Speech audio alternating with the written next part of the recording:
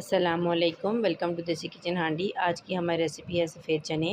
सबसे पहले हमने सफ़ेद चने जो हैं उनको पानी में, ठंडे पानी में डाल के 8 से 10 घंटे के लिए हम छोड़ देंगे और इसके बाद इसका पानी जो है वो निकाल लेंगे। कुकर में सफ़ेद चने डाल के इसमें 4 से 5 दालचीनी के टुकड़े, 1 चम्मच नमक डाल के इसको प्रेशर कुकर में रख लेंगे तकरीबन 15 से 16 मिनट के लिए। और तब तक हम आगे मसाले तैयार कर लेते हैं।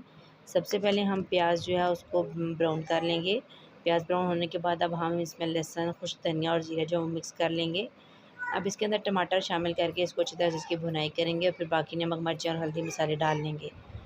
जब ये अच्छी तरह भून जाएगा तो अब हम इसके अंदर पानी शामिल करके सफ़ेद चने डाल देंगे और फिर जो उपला हुआ बाकी पानी बचा है वो सारा पानी भी हम इसके अंदर शामिल करके इसको 1 से 2 उबाल आने तक इंतज़ार करेंगे। अब तो हमारे चने सफ़ेद बन के तैयार हो चुके हैं।